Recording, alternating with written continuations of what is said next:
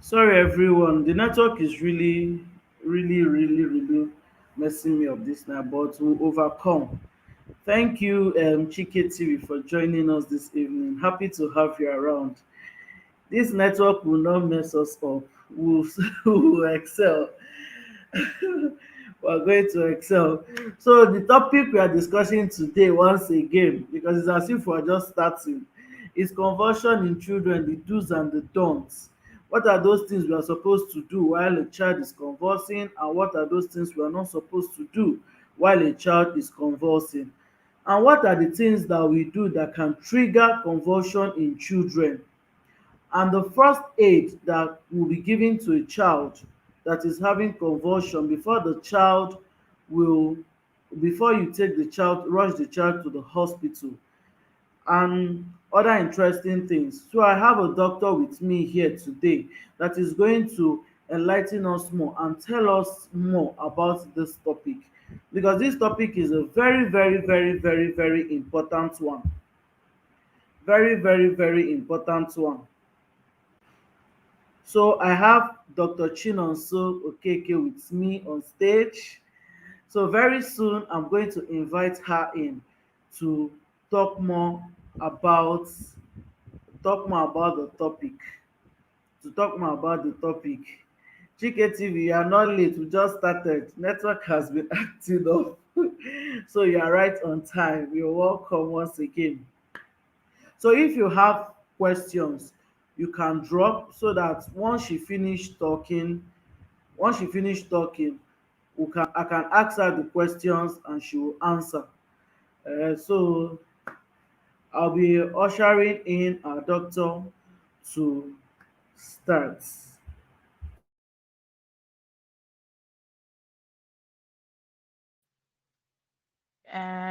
Hello, good evening. Yeah, evening. You're Can you all welcome. hear me? Thank you.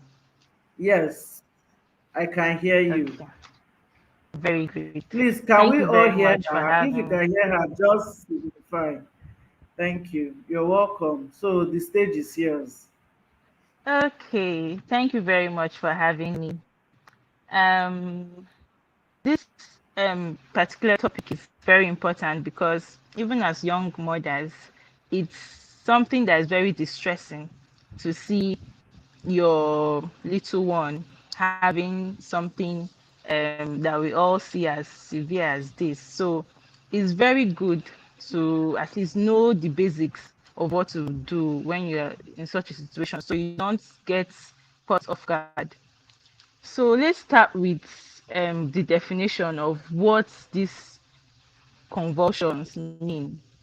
The layman term is convulsion, but then medical term is called febrile seizures. That's pediatric febrile seizures. That pediatric febrile seizures. This is called febrile seizures because it's a type of seizure or convulsion that happens when there is fever. That's the meaning of febrile. If febrileness is fever basically. That's just the layman term. So it's not anything complicated. So these seizures or convulsions, as we know them, are a sudden, uncontrolled disturbance in the brain that can cause changes in behavior, such as um, change in movements, unconsciousness, stiffness of the body, different ways that this um, convulsions can present. But what causes them is just an uncontrolled disturbance in the brain. So when when a child has these febrile seizures, they usually happen when the child has fever, and it happens between the ages of 6 months to 5 years, Sorry for and they are cutting you short. slightly Please, more. can you adjust your mic? Yes. Your voice has gone a bit far. Okay. Yes, thank you. Sorry.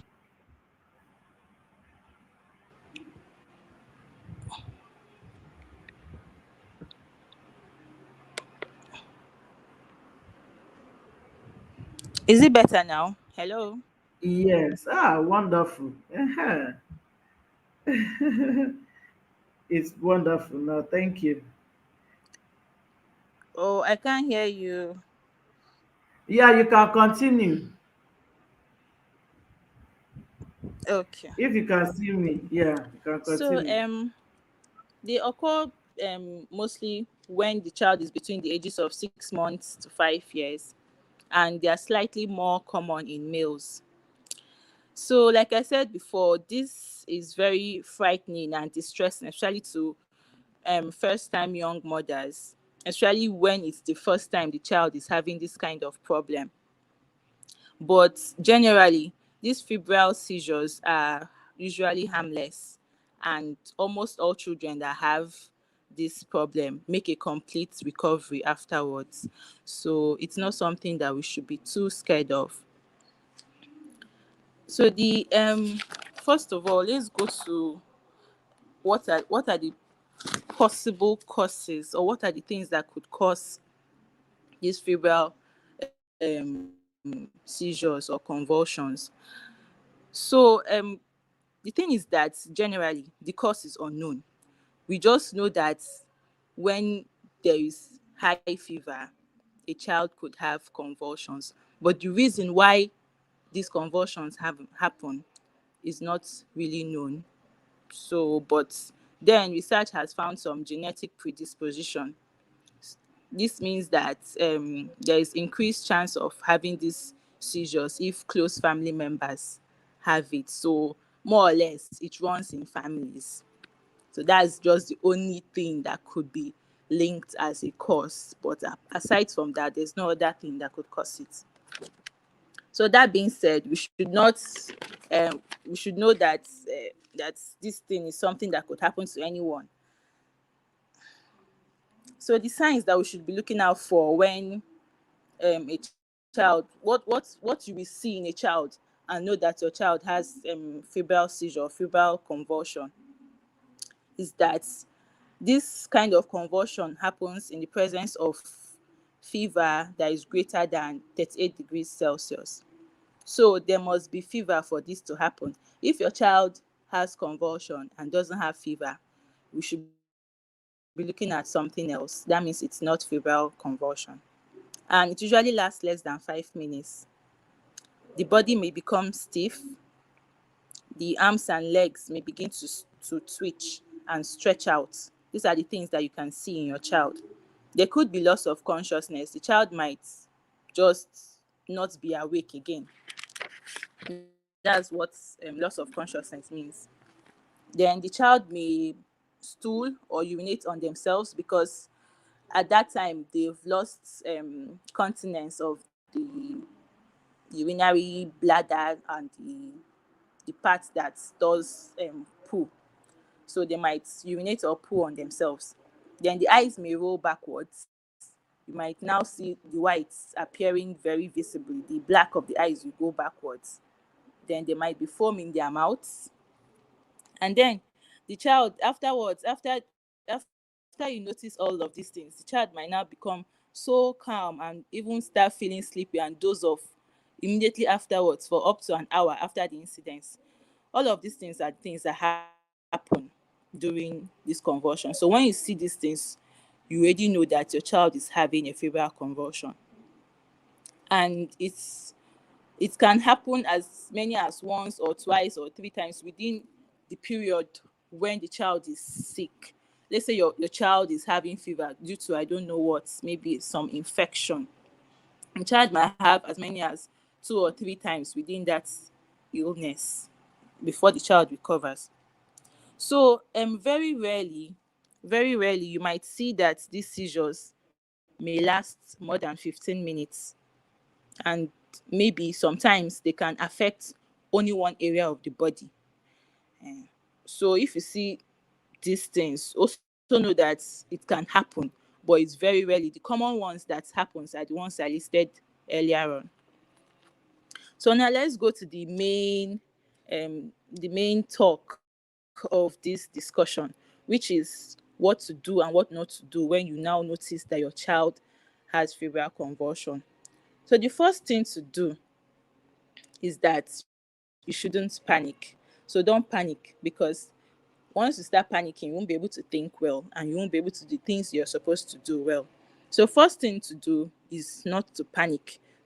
Just be calm. Then the next thing to do is to remove all tight clothing on the child.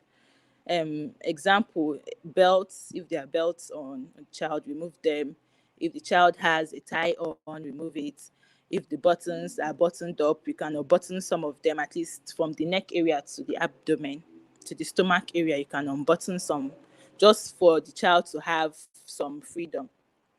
Then you once you do all of those things, you then place the child in the recovery position. The recovery position is lying the child on his side, and then placing the outer arm, that's the arm farther away from you, placing it under the child's chin and raising the head backwards. There's a video I'm going to share. I've shared it with the host, so I think she can share it in the chat box.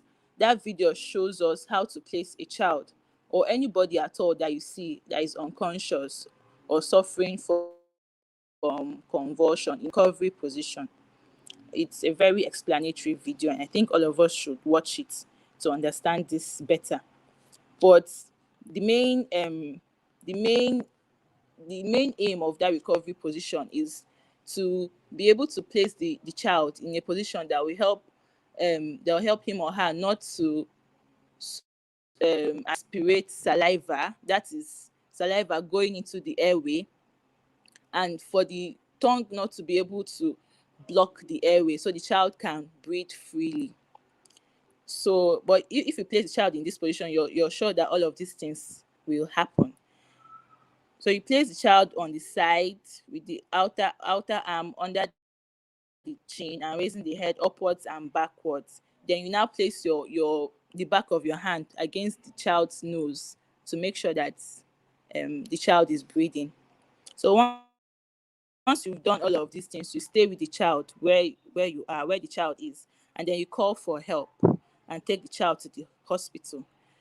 It's important to take the child to the hospital, not a chemist, not a lab, not a, I don't know, if you have a general hospital or a teaching hospital close by, or a big hospital that I know that has a pediatrician that can handle this, is best to take the child there, especially if this is the first time the child is having this convulsion. So it's very good to seek help in the right place. So once you've done all of these things and you've taken the child to the hospital, you know that at least you've done the best you could for this child. So the things that you shouldn't do is not to force anything into the mouth of this child. Don't force anything into the mouth. I'm sure we're all conversant with that. I don't know how this culture became popular in our side, but none of those things are true, and none of we shouldn't do any of them. You don't force anything into the child's mouth. Nothing like forcing a spoon to the child's mouth, or putting red oil or palm kernel oil, whatever it is. Please don't put anything into the child's mouth. Just place the child in recovery position and call for help. That's all you should do. um So if you do any of these things, you could cause aspiration. The child can aspirate these things into the airway, and you know that one of the signs I told you is that there could be loss of consciousness. So the child might not be able to control the airway, may not be able to cough, or take out whatever enters the airway at that time, and then it now stays there and causes more problems. Or you could even fracture the teeth of this child by forcing a spoon or any other thing into the mouth. So please just leave all of those things away. And then there are some things that you should note, because the doctor might want to know these things when you take the child to the hospital. So while you're staying with the child, you should try and note how long the seizure lasted. It's very important. Then note the signs that your child had. If there was body stiffening, twitching of the face, stiffening of the legs, the arms, or loss of consciousness. If any of these things happen, you note them and note them well, because the doctor would like to know. Then if also note if they recovered within the hour. Sometimes the convulsion lasts less than 5 minutes, then the child might go to sleep or become very calm and tired. But the child usually recovers within an hour. That is if you've not gone the hospital by then. But then if child recovered within an hour, you should note that too. If not, you should also note that these are very important questions that you will need to answer for the doctor. Then, on getting to see the doctor might will try to find out the cause of the fever, which is usually an infection. And when the doctor finds that, the doctor will treat the infection. Then the doctor might ask for some tests to help him locate the source of the infection. Maybe if it's not so clear what actually is causing the fever. So some tests may be recommended, such as lumbar puncture, full blood count, urine analysis, and maybe some other things too.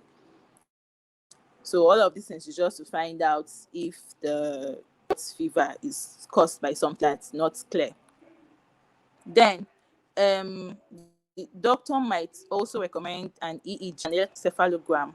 This is an electrical test that is done on the brain just to monitor the electrical activities of the brain. The doctor might recommend this if the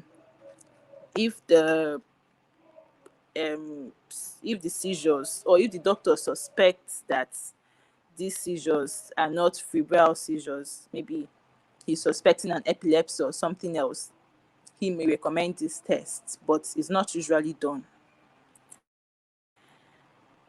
So there's something that we should all note, which is what is called the recurring febrile seizures. It's called recurring because it's now happening more than once in a child, maybe during an illness or within 1 year. It's called recurring febrile seizures. So it is known through research that about 1 in 3 children who have a febrile seizure may have another febrile seizure during subsequent infection, or maybe even that same illness. 1 in 3 children may have another one during a subsequent infection. Or sometimes this may happen within a year of the first one happening. So all of this is termed recurring febrile seizures. So recurrence of this febrile seizure is likely if the febrile seizure happened before the child clocked 18 months of age, and is also likely to have a recurrence of febrile seizure if there is a history of epilepsy in the family. And also you could also have a recurrence if the child has had more than one seizure during the course of that particular illness. So if there's been more than one seizure, you should know that this could happen again. And then you could also have recurrence if the child attends a daycare or a nursery school, because there's increased chances of developing common childhood infections such as tonsillitis and what have you.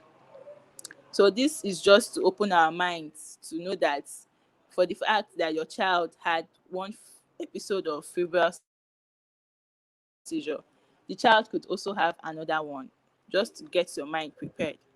And like I said, there's a genetic predisposition of febrile seizures. So if your child has one, expect that to happen also in the sibling. It's not that it must happen, but to be foretold is to be forewarned. If you already know that this can happen in the other child because his brother has it, you'll be better prepared, especially when the child has fever. So let's quickly look at the complications of this condition called febrile seizures. The only real complication is that there is a link of febrile seizures to epilepsy, which can sometimes happen, but then the risk is very, very small, so it's not something that we should worry too much about. And most times the children make very full recovery without any complications. So I think we should just focus more on the things we should do, the things we should do and the things we shouldn't do. Those are the very important things to do. We shouldn't worry about the child developing something else after this. All of those things, the chances are very, very slim. So with that, I've come to the end of this particular talk. I hope we all understand. If there are any questions, you can um, drop it in the chat box so the hosts will ask me. All right, thank you very much, Doctor. It was really an enjoyable one. I learned to very well. I think I'll first ask you my first question. Host, please, I can't hear you. I don't know if there You, is a you can't hear problem. me. Can you I hear can't me hear now? what you're saying. Did you mute I yourself? did not mute. Uh, wow. Maybe I'm coming.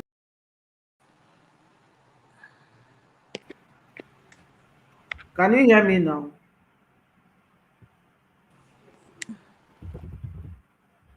Can you hear me now? Hello.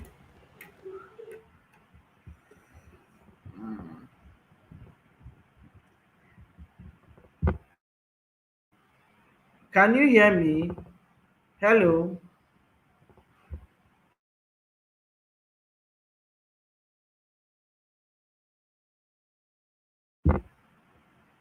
Hello. Please, if you can hear me, just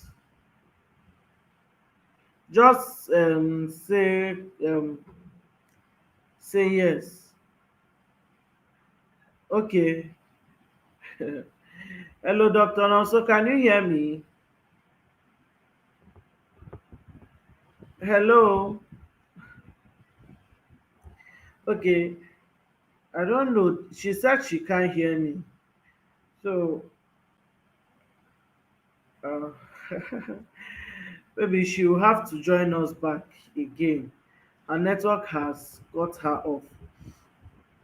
So let me share the link again so that she can join us back. So she can come and start answering all the questions we have for her. And she can also share the link to the video, as in the link to the video for the recovery position, so that we can all watch and learn. That's the recovery position. Is very, very, very important. There was a time I passed through somewhere. This one, it was not even a child, it was an adult. I saw someone convulsing. And the next day, everybody just, if you see the crowd in that place, as in the crowd was too much. If the person was even, maybe if it was suffocation or air the person was looking for, the person would just die due to suffocation. And they were looking for spoon to put through, force through the person's teeth, to see how they can force through. That's one of the methods we've known as we were growing up as kids. They tell us when somebody is convulsing, bring spoon, bring spoon, bring spoon, or bring any metal thing or whatever. Let us force it through the person's mouth so that the person's teeth won't lock together, because they believe that once the person's teeth lock together, the person will just die. But medical is telling you no, don't do that. Once you see so a child or a child convulsing, just according to what our doctor said, free the person. If the person is wearing a tight cloth, free the child's body, unbutton the clothes, open the belt, let the child receive some air, then put the child in a recovery position, which she's okay. Please, you come back online so that you can take our questions. So you can take our questions. So as in free the child and put the child in a recovery position. That recovery position is going to help in case if it's something that is choking the child. That position will help, as in will even make you in such a way that you can, sometimes the child will even bring out that stuff that is choking you, because sometimes convulsion can just happen or anything can happen, it must not really be fever. So sometimes when a child is choking and doing this thing, you will like, hey, bring spoon, you will now put spoon. At times you can even break the child's teeth, or even you sef not even break the child's teeth, you that is trying to force spoon into the child's mouth can even injure yourself or even break your hand in the process of oya let us put spoon. Delicious army, some people say put onions, you see where they are grinding onions, rubbing in the eye, leg, everywhere, just to bring back the child from, as in to help the child. I don't really blame parents because they don't really understand. According to the doctor, she said this convulsion most times is not usually life threatening. Doc, you can come back online though, we are waiting for you.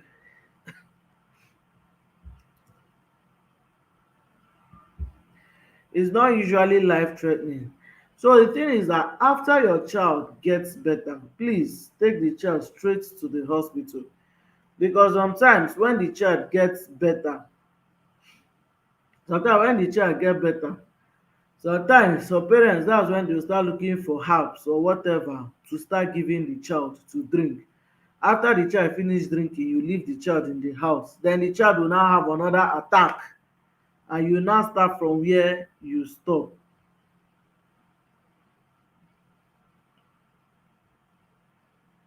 Sorry, I can't see the link. Please, can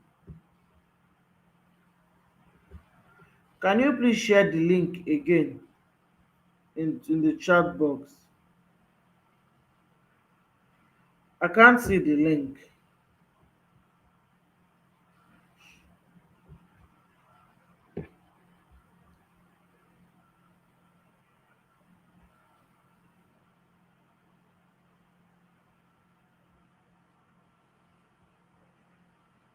Please share the link and come back online now. All right, I'll join me back in the, as in on stage. Your work is still remaining because I have a question for you.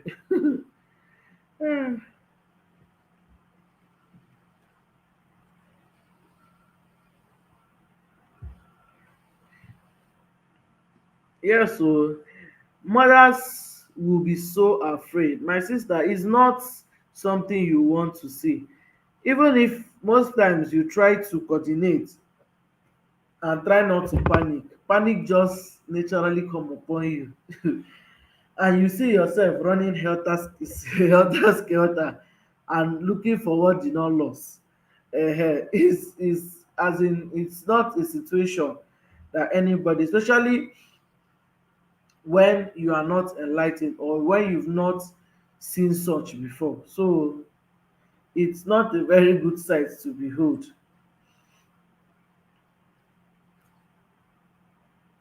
Not a very good sight to behold.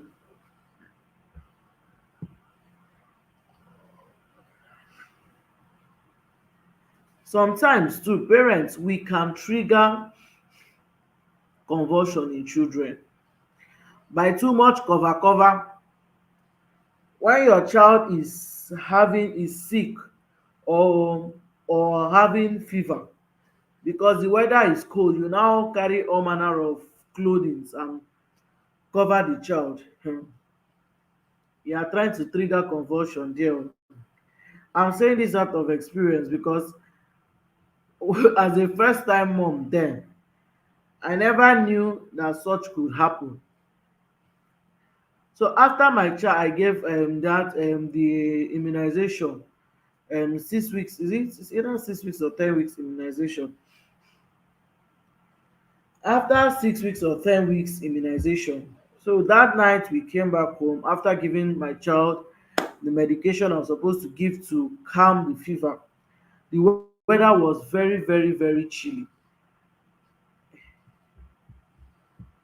The weather was very, very, very chilly. So I kitted this baby up, as in wore the baby coverall, and in short, thick one o, not even light one, forgetting that this child can come up with high fever. So when I did that, in the night I woke up and I noticed that the child was, as the child was breathing, she was seizing, as in she was jerking. She would be breathe and jerk. I say, what is happening? Why is this child jerking like this? I don't understand. Lo and behold, by the time I touch her body, man, it was very, very, very, very hot. Confusion set in. Thank God my sister and my mom was around then. That's why I carry the baby. I ran to them and all, hey, see oh, I don't understand though. This baby is jerking and she's having some form of seizure that I don't understand. That's why I started pulling all the clothes, pull everything, left her with just her body open, had to look for for medication, gave her, and started using sponge to dap her body. That's take it as in warm water and towel, dap the body to reduce the fever. That was how gradually, if I had not taken note or had not seen, that's how that child would have just entered into convulsion due to my carelessness, because I never knew that, okay, forget, because I did not have the experience that when a child is having fever, I'm not supposed to cover that child too much. I'm supposed to wear the child light clothing. So my ignorance made me to almost push my child into convulsion. So as parents, we also need to be very, very, very observant. When your child is having fever, please wear the child, like if there's cold, you just wear the child something light, even if it's a singlet or something, and don't expose the child to cold. So doctor, our doctor is back on stage. Please reshare the link for the recovery position, please, so that I can share the video with everyone so we can watch. I think she's really having network issues. She's having network issues.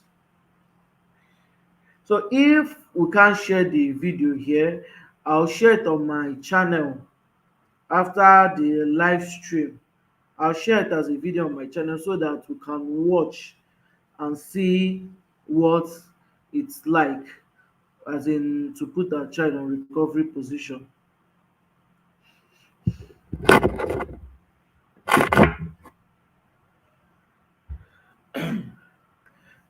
Parents too, we should also be observant with our children, because fever does not just start at like that. I don't know, can you all hear me?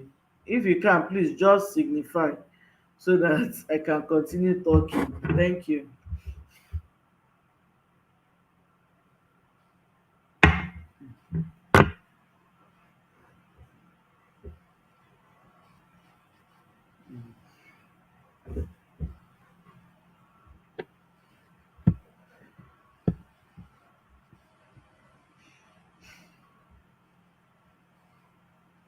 All right, thank you. Thank you. So our doctor is having network issues. She has been trying to come in and the network is really having issues. Hello, Dr. Chinoso, can you hear me now? Yes, I can hear you. I can hear you. Sorry, your network is really messing you up. Uh, don't mind it. Please, can you reshare the link? I have. I don't know why it's not showing. But Is maybe your network? you can try Is your sharing it. I sent network? you on WhatsApp. Can you share it? Uh, all right, except I'll type it out. Okay, let me try again though. Let me try. Please try again. I'll type it out.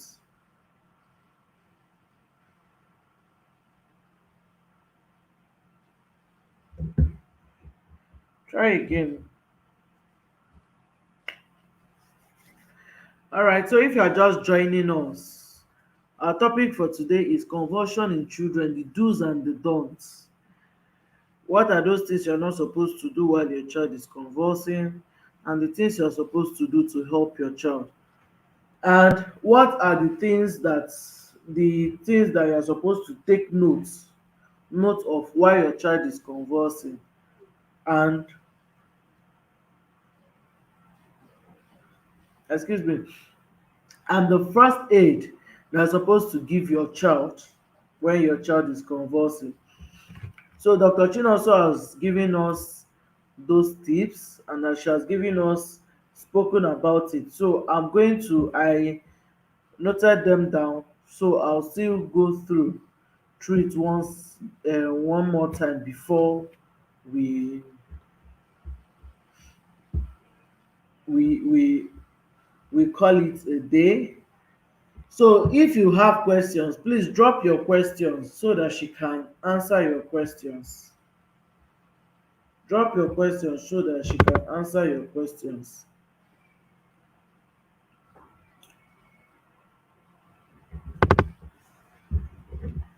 While we try to share the link to on how.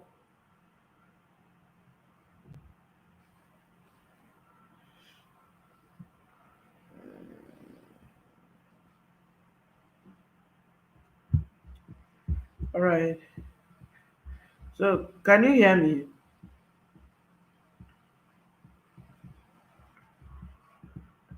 Dr. Chinoso, can you hear me?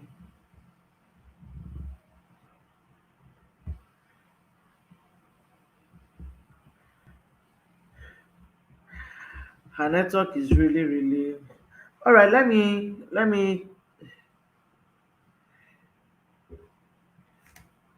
type out the.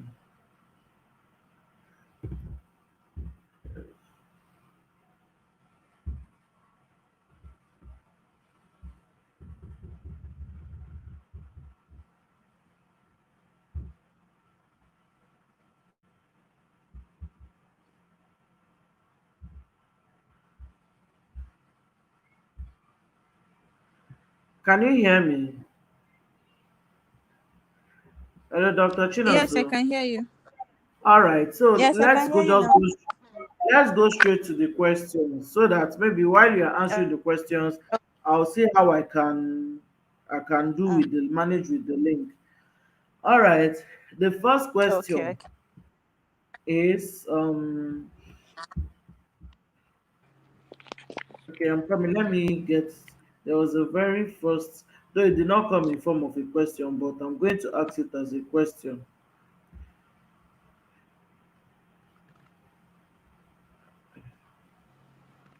Okay, from Chike TV, she says some children have it more frequently than others. Why?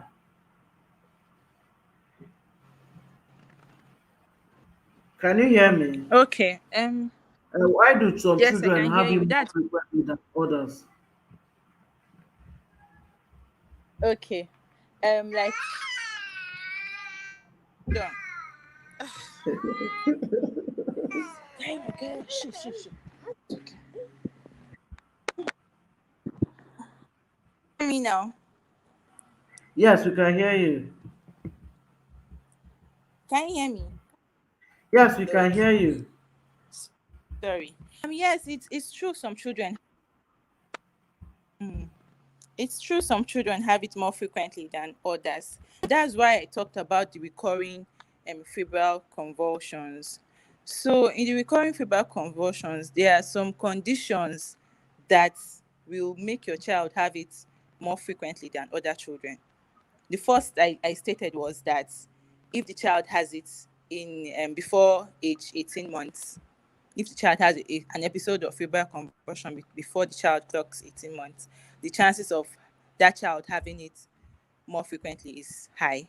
Then, if the child um if there's a family history of epilepsy in the child, if the child has a positive family history of epilepsy, that means there is an increased chance of having febrile convulsions. And then if the child has more than one episode of this febrile convulsion during that episode of that's during the course of the illness, maybe the child has fever for like 3 4 days and has more than one episode of febrile convulsion between that 3 4 days, the chances of the child having frequent febrile convulsions in subsequent infections are high. Then another reason is that if the child attends daycare or nursery school, the chances of developing febrile convulsion is high. This reason is understandable because children tend to get more infections from daycare or nursery school. So, and then another one is if it happens within a year of the first one happening. Let's say the child had fever this maybe August of this year and then has fever again in December within a year. It's less than a year. That means the chances of that child having um more frequent febrile convulsions is high. So these are the reasons basically. Those are the reasons why some children will have it more frequently than the others. All right. Thank you. Okay. Second question. Say, can it can from Delicious Army? She said, "Can a child? Can children die from convulsions?"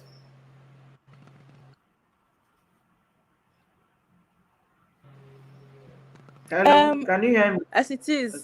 it is very, very unlikely for a child. Yes, I can hear you. I heard your question.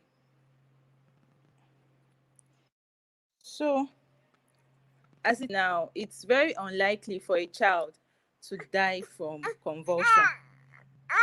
It's okay, please hold on. My baby is disturbing. Just hold on a bit.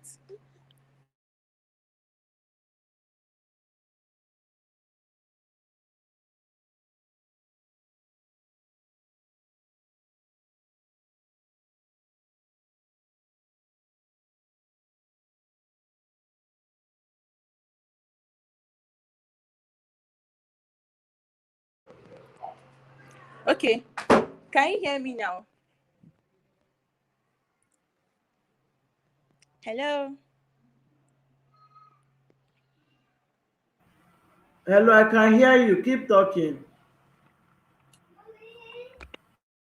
Okay, okay.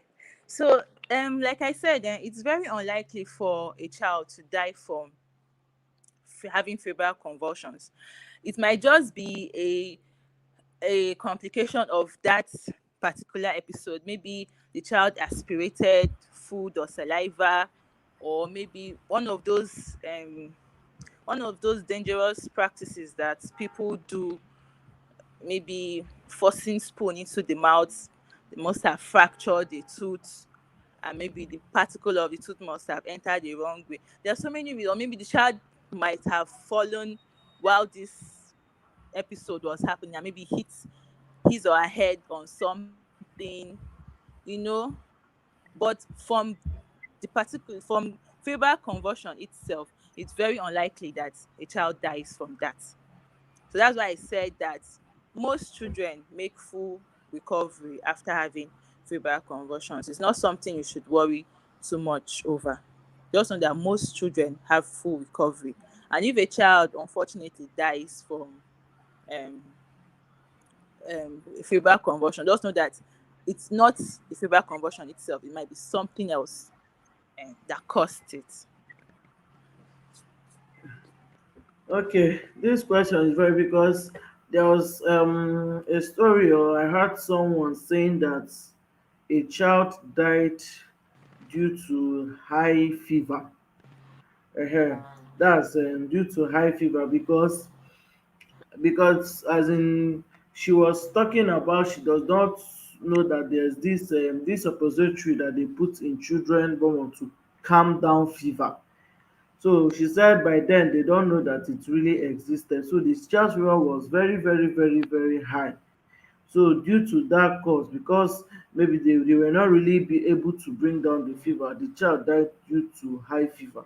So can high fever actually kill a child, or is it the ailment that is causing the fever that killed the child? Exactly, you got it right. That might be what killed the child, not the convulsion itself that killed the child. It might just be the by the time a child has very high fever, that means the child is nearing, if it's due to an infection, maybe the child is even septic shock.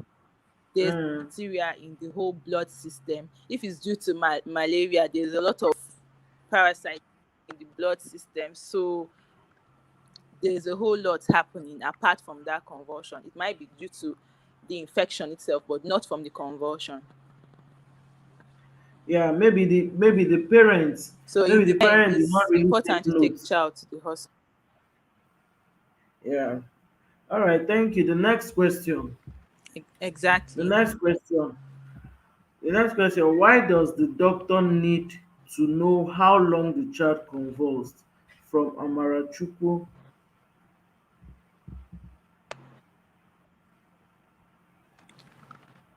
Okay. Doctor needs to know that to be able to categorize the kind of, maybe classify the kind of convulsion the child had. For febrile convulsions, like when I was telling you about the signs, is something that lasts usually less than 5 minutes. Then in very unusual cases, it could last up to 15 minutes. So if you're having febrile convulsions lasting more than 15 minutes, it calls for alarm. Then the doctor can be able to investigate for other causes of convulsion that last that long. It's just to be able to rule out other causes of convulsion and then pin it down to febrile convulsions. That's why the doctor needs to know um, the length of time that it happened. Okay. Yeah, I know other, like you said before, other things can cause convulsion aside fever. Yes, yes, exactly. All right. Okay, let's go to the next question from Ibe Chidimma. She said, my 3-year-old son had seizure 2 weeks ago and it started in a car. In this situation, what can we do since we can't put the child in a recovery position in the car?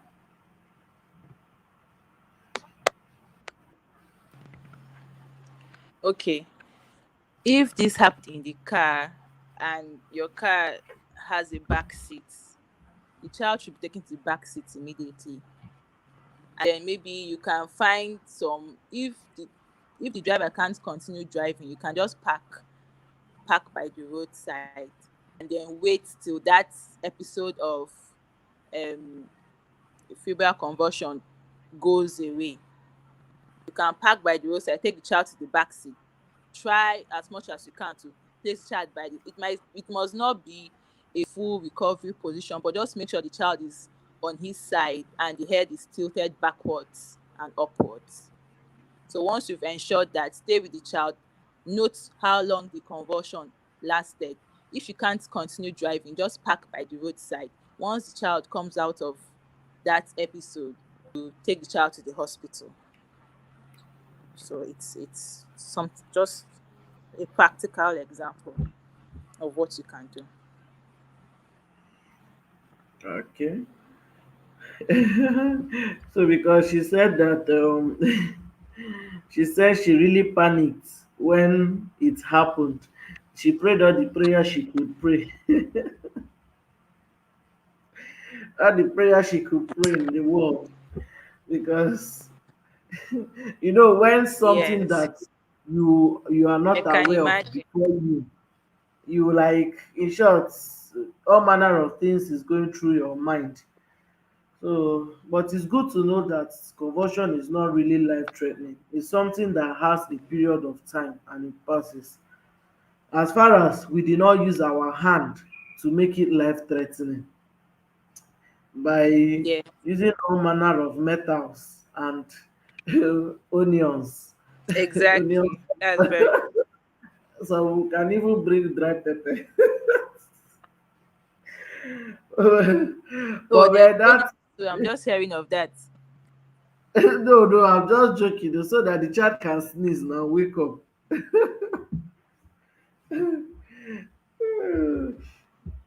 So is really, really, really, really kai that conversion thing. See, I don't know if you heard the story I was talking about. We pass saw we and a child. This one is not a child actually, an adult. I think the person was having seizure. So come and see the crowd. People gather this man, or I think he's a man. As in, even if the person was looking for air, they've already blocked all the airspace, and they are looking for spoon to put in one big man, as in mouth, so that they can save the person, because they believe once you put mouth and the teeth don lock together, the person will not die. So once the person's teeth lock together, na death be that. So instead of them to give the person space to even breathe, they gather the person plus people that want to be videoing now, so that they can now show people how somebody fainted, um and how the so it's Yeah, really, really. it's just But unfortunate. I wish more yeah, people even knew. for an adult also, in adults, do adults really convulse, or is there something they call it different from convulsion in adults?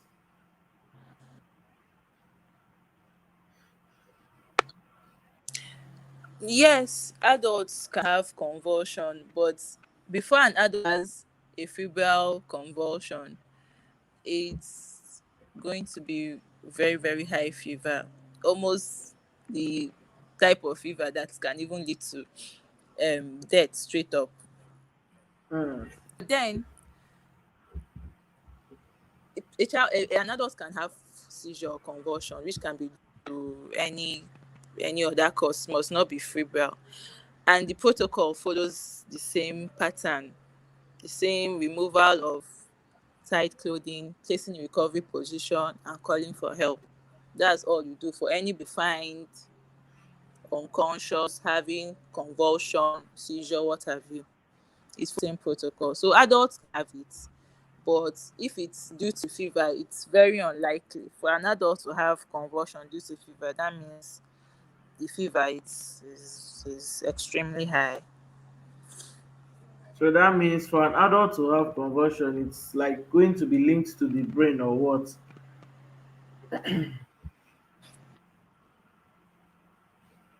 As in that seizures now. I didn't get you. I said if it's not linked to fever, will it be linked to the brain?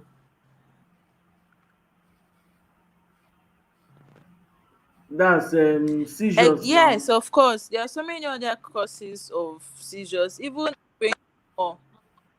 Yes, even a brain tumor can lead to seizures. Even a stroke, a previous history of stroke can lead to seizures. There are so many other reasons why someone can have even head trauma. Someone that maybe Mm. had an accident and traumatized the head, the brain. The person can have seizures. Even epilepsy is also a cause of frequent Yeah, seizures. exactly So there what are I many other wanted to reasons if why an adult can have seizures apart. yes, like is epilepsy and convulsion, are they similar or are they the same thing?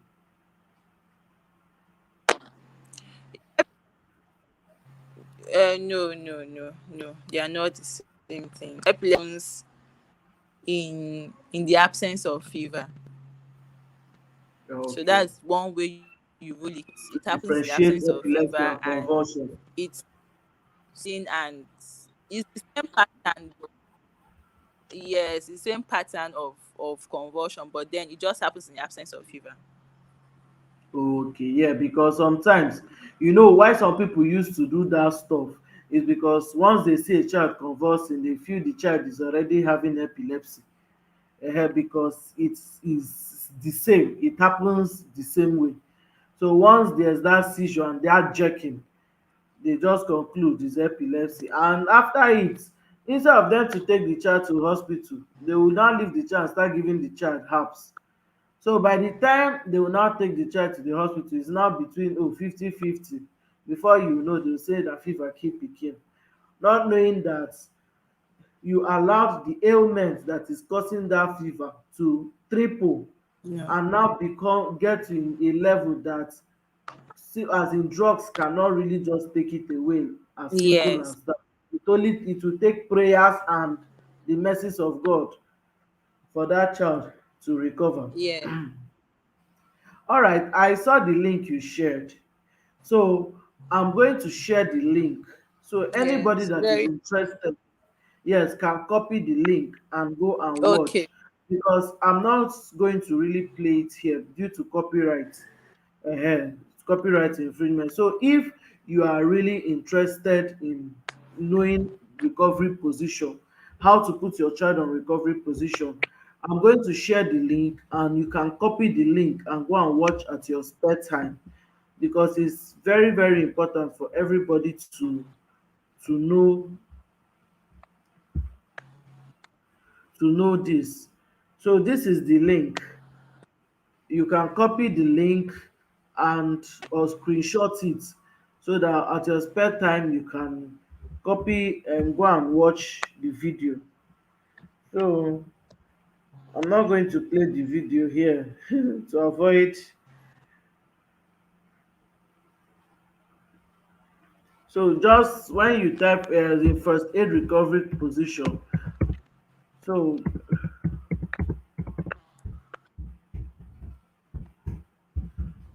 position.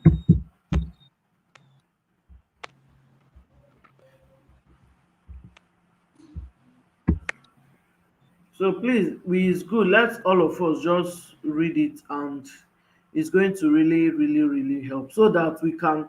Sometimes before your child will be having a conversion, they'll say the child is abanje, or the child is this, is that, is that. Not knowing that this child really needs help. And parents, like I was saying before, parents really need to take note of their children. Fever can does not just start at a go. That's why whenever you are bathing your child or touching your child, always feel for change in temperature.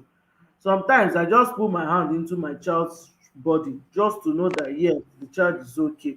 It's not as if you're afraid the child is going to get sick, but no, because these children, their hands are always in their mouth, they touch, touch, touch, touch. So they are prone to infection. Not because you treated the child last month. After 1 month, the child can still fall sick because of too much touch touch and exposure to so many things. So let's learn how to observe our children, so that before that fever will get to the level that it will even take the child to get to convulsion.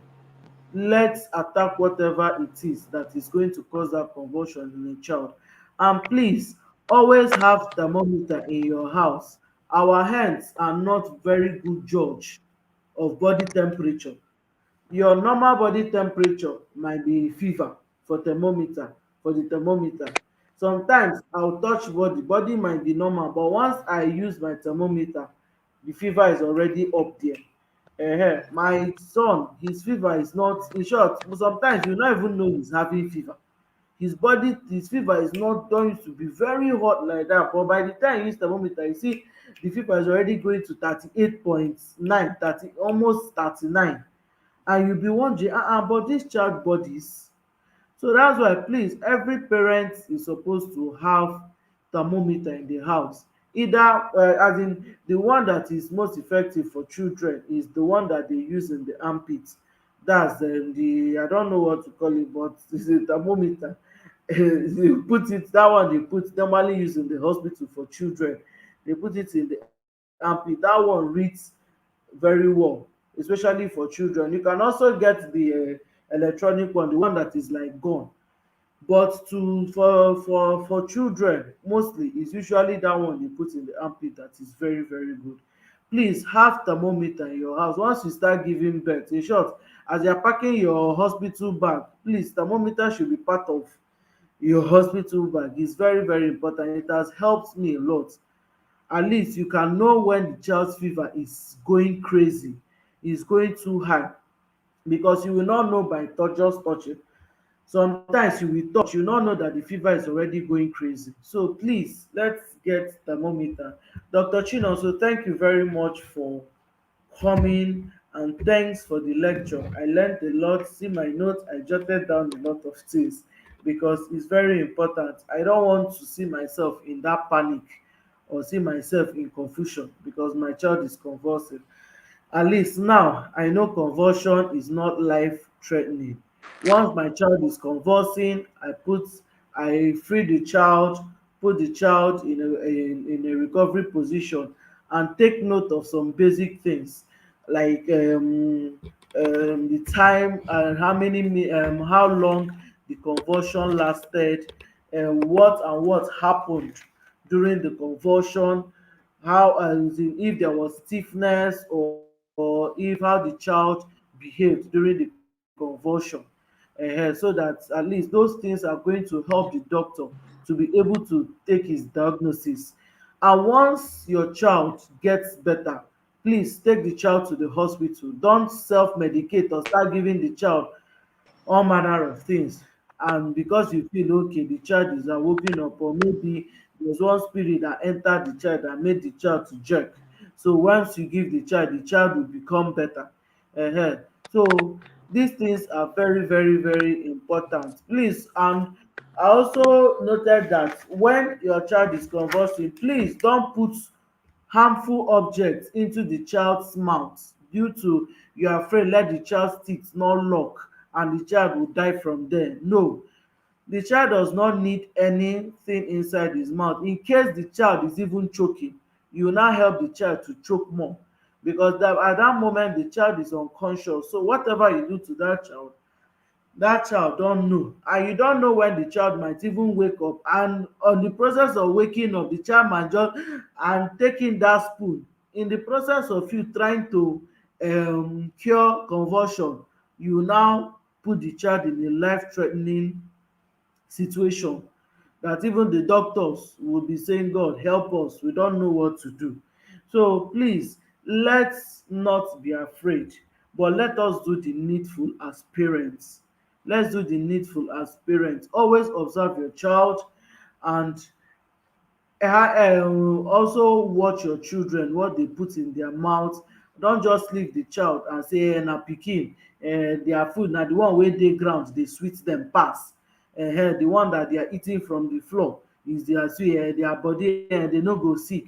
By the time the sickness will hit that child, what causes that sickness is the amount of bacterial load that has accumulated in the child's body.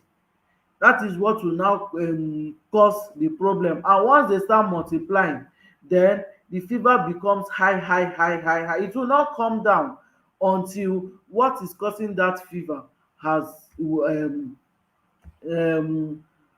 until what is causing that fever go down.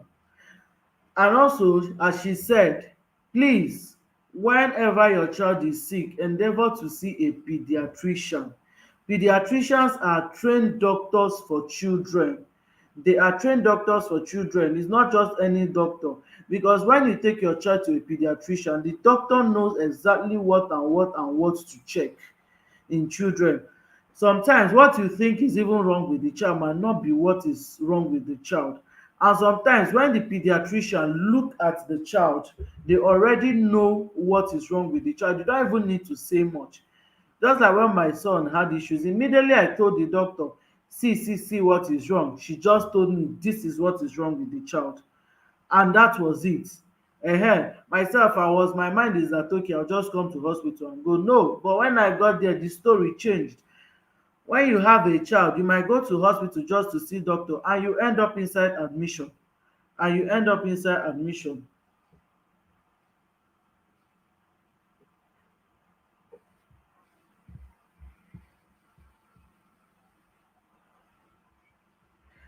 Okay, this question is coming late.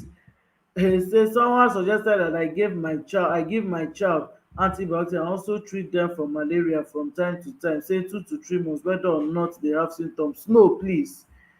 No, please. Don't give children drugs anyhow, especially antibiotics. When a child is not sick, don't just carry drugs. Is not sweet, it's not chewing gum, it's not juice that you just give to children. Please don't self-medicate for children. It is very, very, very, very wrong. Even if your child is in nursery or in school and is prone to infection, don't give the child drugs ahead of time because you feel okay. Because my child is going to a dirty place, let me give the child drugs so that the child can be, we can save the child, so that the child, no, you don't give drugs, because what that drugs is going to do, if the child is not sick, it will just go there and cause and block, and it will just go there and stop, how will I, and cause resistance to that child.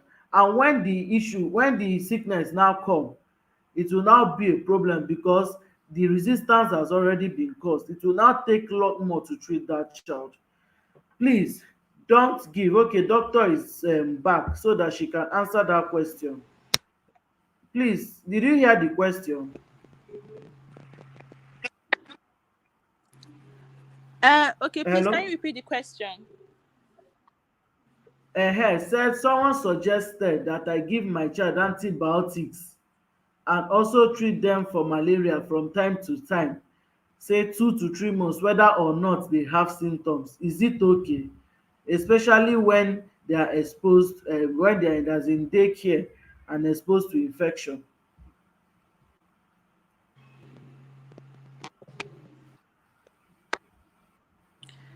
Okay.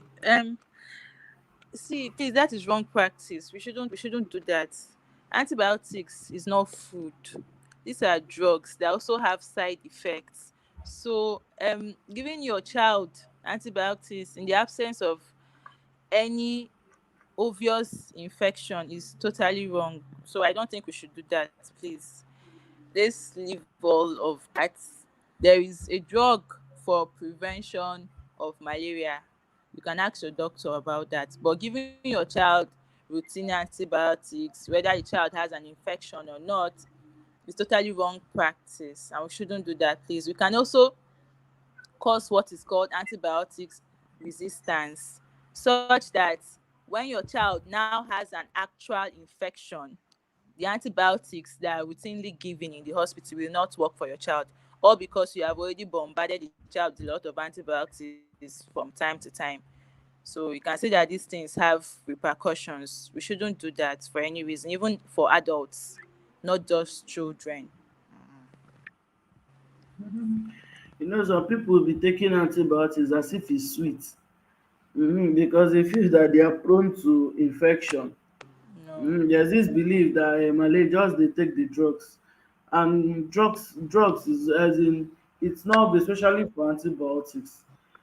So welcome, Glorious Reality. Thanks for joining us. So we are already rounding up. Thank you, Dr. Chino. So really happy for sharing this evening with us and giving us this lecture. It's really, really, really, really, really um, educative.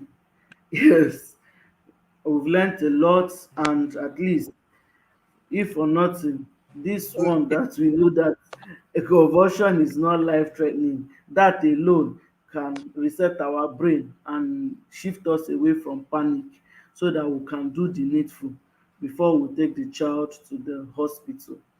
Thank you very much. We are truly grateful. So I'm just going to go through what we You're discussed. welcome. Yes, and that would be, and we'll call it an evening. So we discussed about conversion in children, the do's and the don'ts, what we should do and what we should not do. So um, convulsion, how we know that the child is convulsing. So let me go through the do's and the don'ts. Please, the do's: one, when your child is convulsing, make sure that you just free the child in case the child is having any tight clothing or whatever. Free the child so that the child can have some, so that the child will not have some tight clothing on them or whatever. Then if after doing that, put the child in a recovery position, as in tilt the child sideways and tilt the child, the neck of the child upwards. This will help in case if the child is choking or anything, the child will not choke, and it will also help the child. Then take note of how long the convulsion occurred, so that, because this is going to be very vital information for the doctor. And also take note of some of the things that happened during the convulsion. If the child was having, as in some of the body movements and whatever, is also going to help the doctor's diagnosis. Then we've answered your question. We've answered your question. It's not good. Please, it's not a good practice. Don't give your child antibiotics when the child is not sick. So then, don't panic. Don't panic, very important, because convulsion is not a life-threatening disease. And once the child finish convulsing, please take the child straight to the hospital. Very, very important. And please don't use harmful objects on the child, like spoon, metal, onions, whatever it is, just to make the child, because those things can cause the child more harm, and it can even choke the child. Instead of the child to wake up, the child will now choke, and what you're afraid of will now happen. So please let us do the needful. And also, please, whenever our child is sick, please and then try to see a pediatrician. It's very, very important. That's why we have pediatricians, a doctor for children, because they know what best and how to handle children issues. And please, no self-medication for children, both for adults. Let's try not to do lots of self-medication, because self-medication most times is what causes this fever to go very high, because most times we don't give the children the right medication. Instead of the sickness to be going down, it will be getting worse and worse and worse, and the fever will never go down if the root cause of infection has not been treated. So also, wherever you are, you can locate your children. There are children hospitals wherever you are. If you can't locate one, please go to a general hospital, or if the hospital that you are using have pediatricians, please try to see the pediatrician.